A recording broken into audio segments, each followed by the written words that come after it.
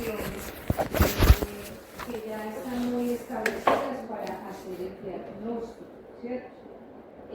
Como por ejemplo, ver como cambios en ese estado de ánimo muy profundos, presencia de manifestaciones como tristeza, desgano para hacer hasta las cosas más cotidianas, como incluso comer, o por el contrario comer en exceso, dormir, no dormir o dormir en exceso, incluso hacer actividades como cepillarse, bañarse, vestirse, organizarse, ¿cierto? Las cosas rutinarias que haríamos, ir a estudiar, trabajar, en fin. Eso obviamente nos puede suceder en algunas situaciones, ¿sí? Que podemos tener por algunas circunstancias, pero cuando ya se prolonga ese estado, ¿cierto? En semanas o meses, pues hay que intervenir o hacer un tratamiento, que muchas veces es tanto no farmacoterapéutico como farmacoterapéutico, ¿cierto? Hace ya más de 50 años, un poco más, empezó a darle mayor relevancia y justamente se desarrollaron medicamentos para empezar a tratar esta patología que es muy importante y afecta a gran población, no solamente en Colombia, sino en el mundo. Y desafortunadamente cada día con las estadísticas muestran que estuviese como en aumento. La explicación de esta patología no está resuelta del todo, pero ya se ha avanzado en muchos aspectos. Tanto y eso, entre más se conozca, pues obviamente mejores intervenciones y también tratamientos, ¿no? Entonces, justamente los antidepresivos son un grupo de fármacos que se desarrollaron para el tratamiento de esta enfermedad. La depresión en general no lo explica solamente esto, pero se relaciona justamente con los neurotransmisores, ¿cierto? En el sistema nervioso, en general como todo el organismo funciona con señales, ¿cierto? Con estímulos o inhibición, liberación de algunas sustancias y de unas u otras interaccionar con sus ciclos blancos, con sus receptores, ¿cierto? A nivel del sistema nervioso. Y esas moléculas son los neurotransmisores.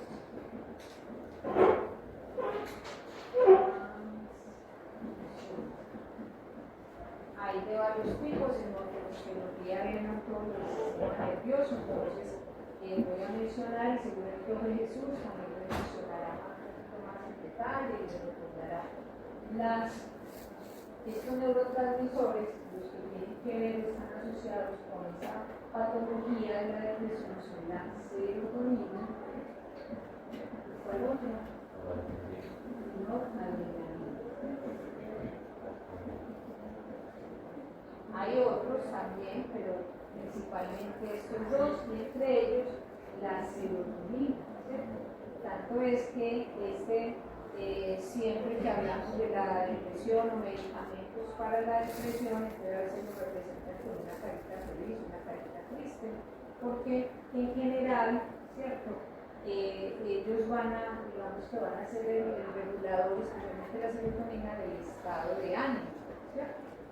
Muchas actividades o acciones que hacemos, como las que les mencioné ahora en la parte introductoria. También participan de la noradrenalina.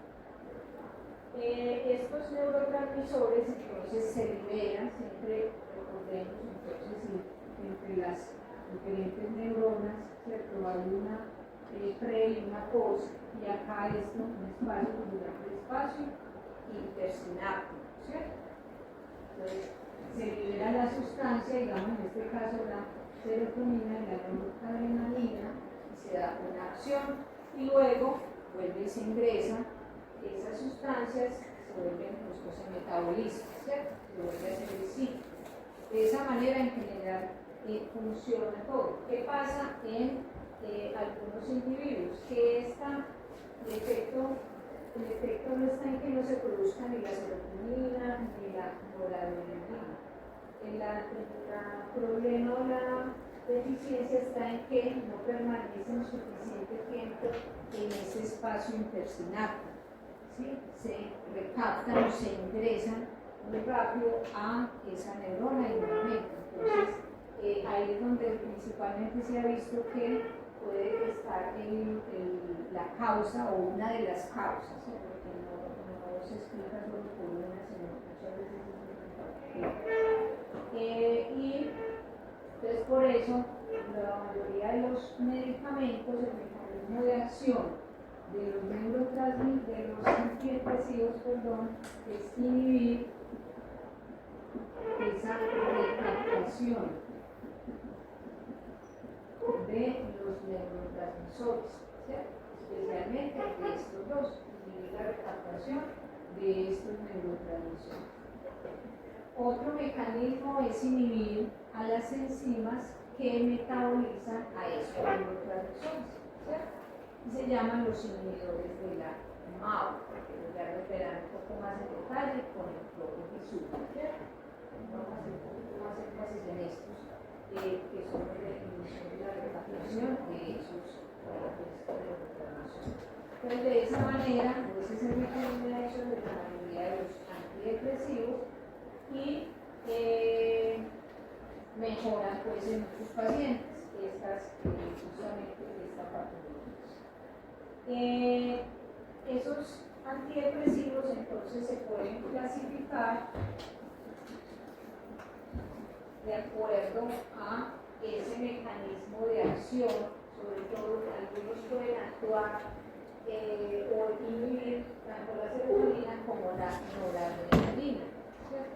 Y otros pueden actuar sobre la serotonina y sobre la noradrenalina. Por eso se clasifican de acuerdo a su mecanismo de acción, así sea el mismo, pero en que son selectivos o no selectivos. No selectivos es porque inhiben a los dos. Y selectivos es porque inhiben a uno o al otro no, porque inhiben a uno y al otro no. Entonces esa es la diferencia en cuanto a esa clasificación, ¿cierto? También otra manera de clasificarlos es de acuerdo a su estructura. Todos tienen la guía, hacemos una foto ahí. Van a mirar, entonces ahí les tengo una estructura de un grupo de antidepresivos. Dentro de esos hay unos grupos y entre cada grupo hay varios medicamentos, ¿cierto? Entonces, de acuerdo a la estructura, ¿cómo ven esas moléculas? ¿Qué podrían decir de ellas? Porque esos tienen anillos, ¿cierto? Entonces vemos que tienen, los que hay representados tienen 3 anillos.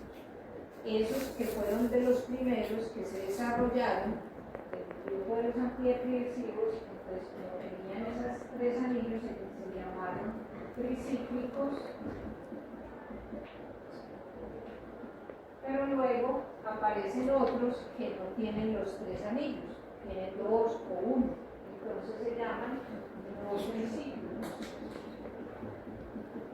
Igual en cada grupo van apareciendo diferentes moléculas o porque se modifica alguna, ¿cierto?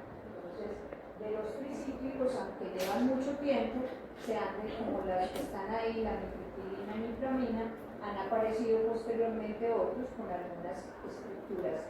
En general la macro muy similar, pero con algunos cambios en los grupos adicionales, por ejemplo, y eso hace que tengan otras actividades. En general los antidepresivos tienen una seguridad, ¿cierto?, terapéutica, un índice terapéutico bueno.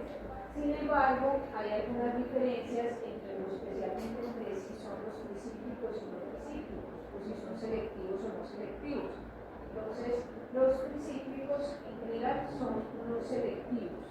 Los tricíclicos son los selectivos, las dos, y aunque pueda haber sus excepciones, ¿cierto? Y los no tricíclicos tienden a ser selectivos, ¿cierto?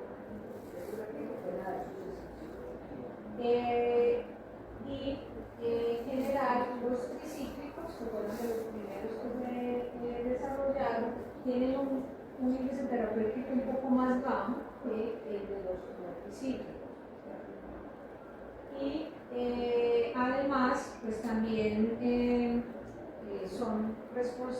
presentan mayor toxicidad que los no tricíclicos, ¿cierto? Entonces hoy nos vamos a centrar en hacer la parte tricíclica, por los métodos que vamos a emplear. Pero también hay determinaciones que es muy similar, es lo que el método que tenemos que no serviría un reactivo que vamos a usar el día de hoy. Bueno. Entonces, ¿por qué se solicita la determinación al laboratorio de estos medicamentos? En casos de intoxicaciones, bien sea voluntaria o involuntaria, ¿cierto? Entonces, en caso in vivo o post-mortem también, ¿sí? Entonces, se puede solicitar el laboratorio la determinación de esta sustancia. Y en general, por también seguimiento farmacoterapéutico, porque ese seguimiento farmacoterapéutico es hacer mediciones en un individuo que está tomando cierto medicamento para mirar la adherencia, es decir, si se está tomando el medicamento como corresponde, en la dosis, en la frecuencia, y también comparar esos niveles con la respuesta que está dando el paciente.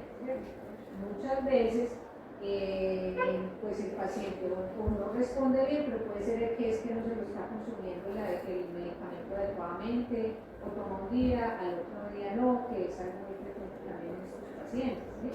O se toma de la mañana y no se toma de la tarde, en fin. Entonces a veces se hacen estos seguimientos. Desafortunadamente en nuestro medio no es tan frecuente estas mediciones, los y demás.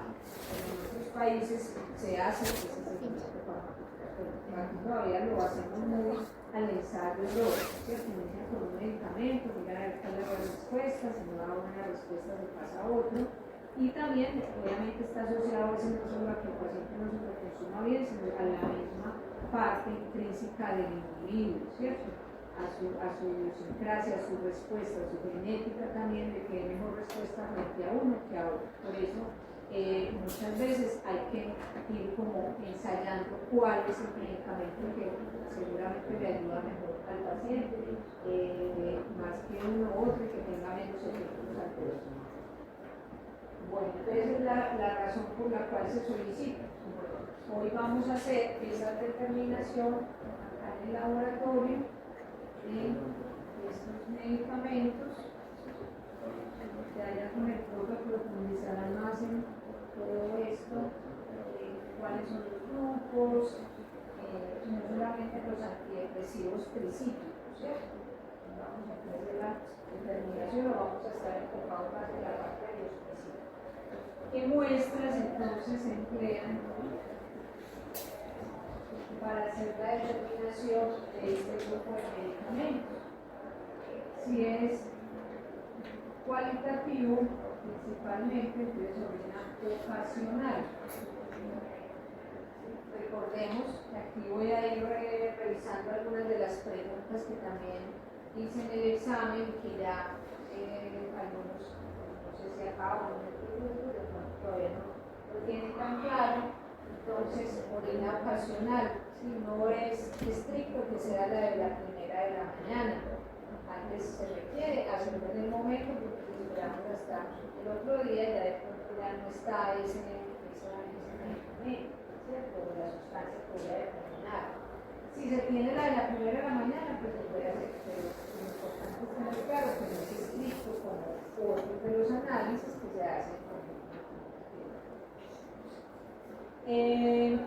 también sangre, y allí puedo hacerlo en plasma o suero.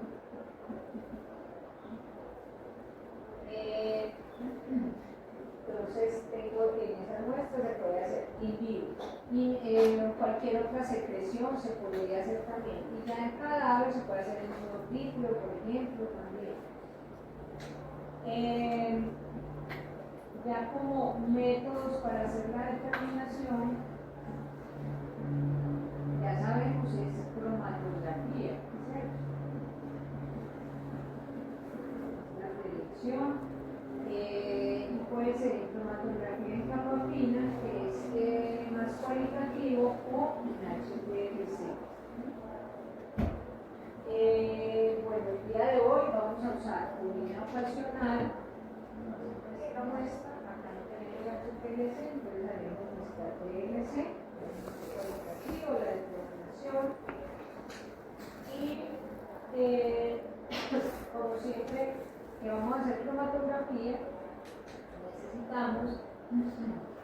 hacer una preparación de la muestra.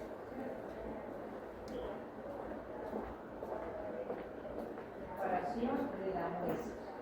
Que podemos colocar directamente nuestra biológica en una columna que nos da. ¿Qué tipo de preparación de muestra creen que nos puede servir para estos analíticos? Líquido, bueno, y de las que vimos, ¿cuáles creen que nos podría servir? ¿Cuáles ya ustedes hicieron de forma práctica? El salpinado nos podría servir, ¿cierto? Aunque hay que revisar si ya en el método analítico las sales no nos afectan. ¿El qué después nos serviría? Si nos serviría, ¿es que después para compuestos de qué tipo? Polares, ¿no es cierto? Estos compuestos no son polares, ya tienen un dato adicional, no son polares. Entonces este no nos sirve para este caso, ¿sí? Y quedaría la extracción líquido que mencionaron, que es la que vamos a hacer el día de hoy, y también podemos hacer la extracción en fase sólida. También se puede usar, no la hemos visto, la veremos con otro analista, pero también se podría usar para este tipo de sustancias. Bueno. Entonces, eso es lo que vamos a ver el día de hoy. Vamos a hacer esa extracción líquido-líquido que vimos la fundamentación de qué se trata y vamos a recordarlo y a ver un poquito más a detalle y luego la vamos a hacer de forma práctica y ya cuando tengamos nuestro analito, ¿cierto? Limpio, que es para lo que se mide interferencias, concentrado, los propósitos también de preparación de muestra, hacemos nuestro método analítico. Bueno, entonces, ¿qué necesitamos para hacer la extracción líquido-líquido?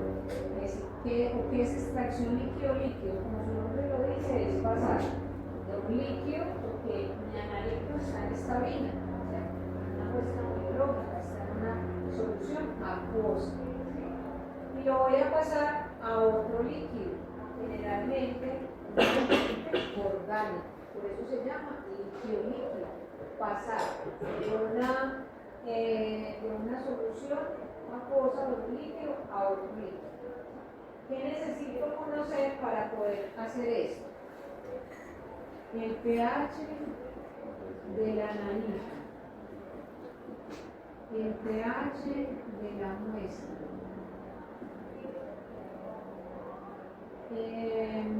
la polaridad de la analítica, la polaridad de la muestra, la polaridad del solvente a usar, solvente a usar donde voy a pasar mi muestra, mi analítica.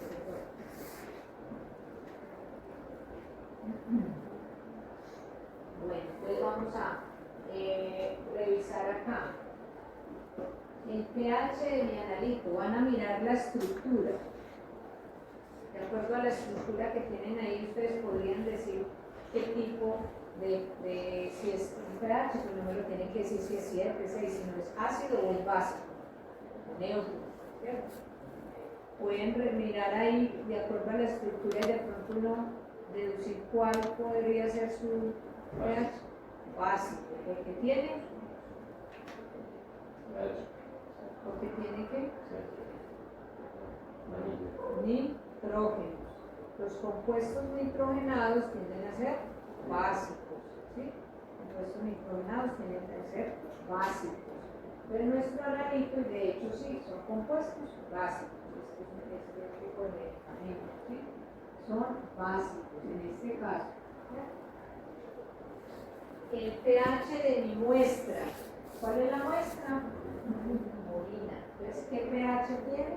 ¿Ácido o básico?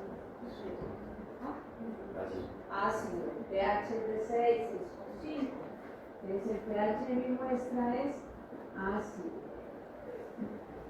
En este caso, ¿cierto? Entonces estaría usando la sangre, plasma del suelo. La polaridad de mi analito, de acuerdo, bueno, la polaridad del analito en la muestra, ¿cierto? La polaridad del analito en la muestra, porque también la polaridad del analito cuando se va a administrar, ¿cuál sería? La polaridad del analito cuando se va a administrar, ahí la pueden mirar también, ¿no? Polaridad, ¿es polar o apolar?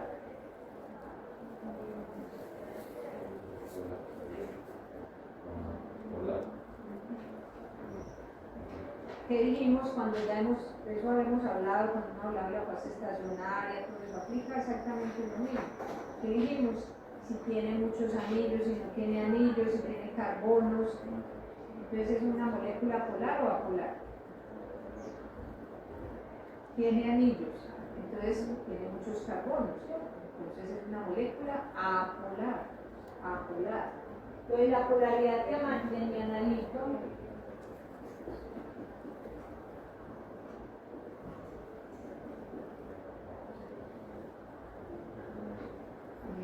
pues en su forma de medicamento, en su forma de fármaco, cuando ya se va a administrar, ¿cierto? Va a ser aquí en este caso apolar. Pero la polaridad de mi analito en la muestra, ¿qué requisito debe cumplir una sustancia para salir del organismo? Que sea polar o apolar. Polar. Entonces, esto requiere metabolismo. De hecho, y lo van a ver siempre en la clase, ese medicamento se metaboliza justamente por la citocromo P450. ¿Para qué? Para que pase a ser polar. Entonces, en la orina, ¿cómo va a estar mi analito? Si ya está ahí en la orina, polar.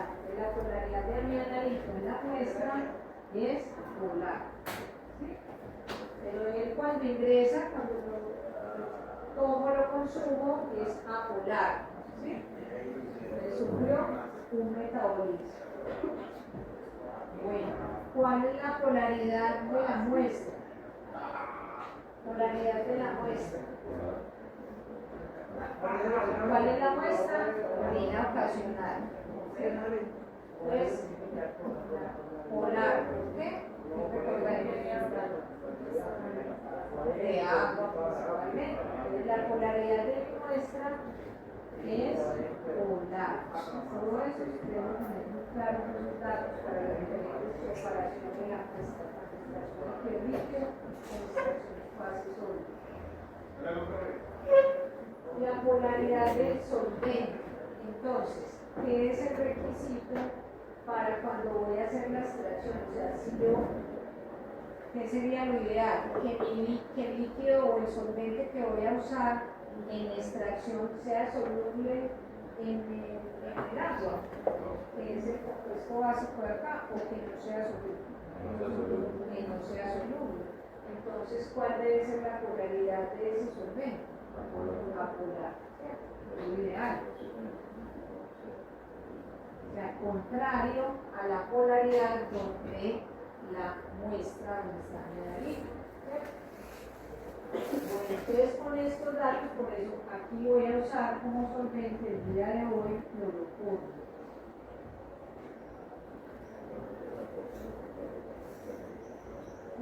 Este se puede usar como solvente de extracción. Bueno, entonces, ¿qué pasa? Ya tengo esta información, pero ¿cómo hago? Entonces, si mi analito, si la polaridad de mi analito es polar, por eso es soluble en esta muestra que es polar, ¿cierto? O sea, que tiene la misma polaridad para que sea soluble. O sea, el analito está insoluble en el medio acuoso. Pero yo no necesito pasar a este solvente, que es apolar. Entonces, ¿qué hago? ¿Qué debería hacer? ¿Cambiar qué? ¿Cambiar qué de mi analito? La polaridad. de ese analito, ¿sí? Si yo quiero que mi analito que está soluble acá, en esa agua, sea soluble en este solvente que es apolar, necesito cambiarle la polaridad a mi analito, ¿cierto? ¿Cómo puedo hacer eso? Por cambio de pH químicamente, ¿cierto? Puedo hacer un ajuste y el estado de ionización de mi analito cambia también, porque está en este, ¿cierto?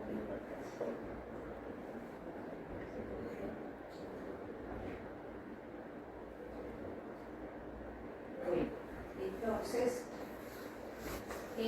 por eso es que una manera de hacer cambiar esa polaridad y ese estado de ionización, porque aquí el analito está ionizado, el analito que es básico, en una muestra que es ácida, va a estar ionizado. Para cambiar ese estado de ionización se hace ajuste de pH.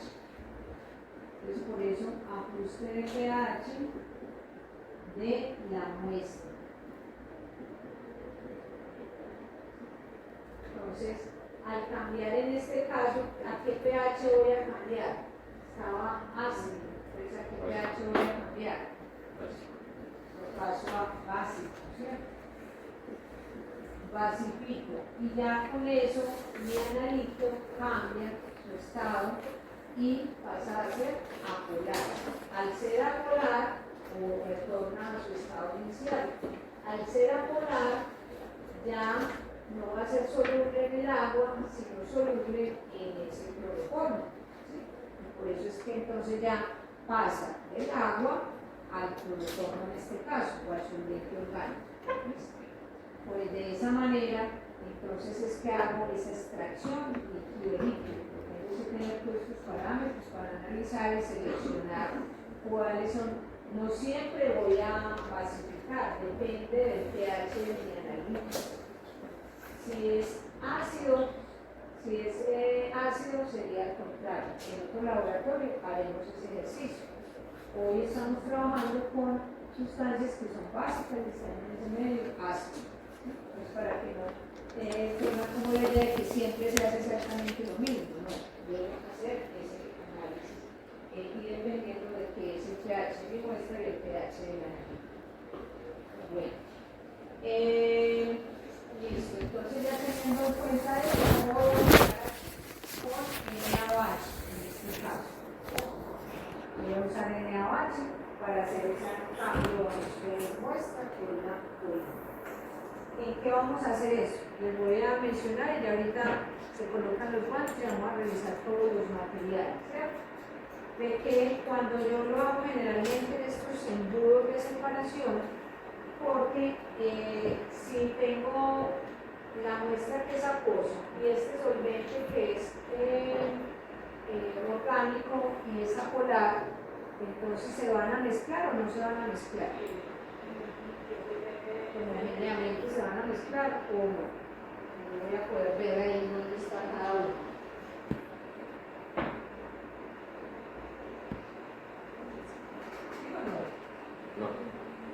Si el uno es polar y el otro es apolar, pues no se van a mezclar, como el agua y el aceite. Echa agua, aceite en el agua, pero no te queda el aceite y no te queda el agua. Entonces, y así mismo acá, porque también voy a ver entonces una separación de dos fases. Una fase acuosa y una fase orgánica. ¿De qué depende que quede arriba o abajo? Era una pregunta de nuestra, de la densidad. ¿Sí? Si es menor al agua, quedará arriba o abajo. Si es menor, lo que pese más, la densidad está relacionada con el peso, ¿cierto? Lo que pese más va a quedar arriba o abajo. Abajo, ¿cierto? Si pesa menos va a quedar arriba, si una densidad menor va a quedar arriba, si una densidad mayor queda abajo. Entonces, eso es importante conocerlo para saber cuál es la fase que voy a recolectar.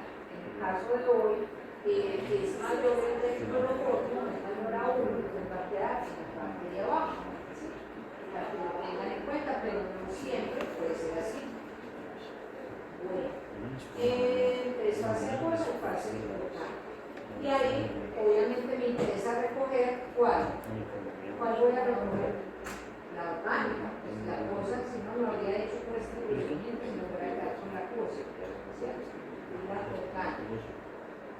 Bueno, listo. Entonces, ahora sí se colocan los guantes, chicos, guarden los celulares, María José y demás, por favor, guarden los celulares.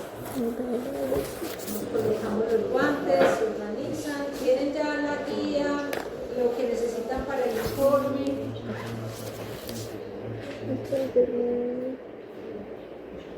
Y vamos a revisar los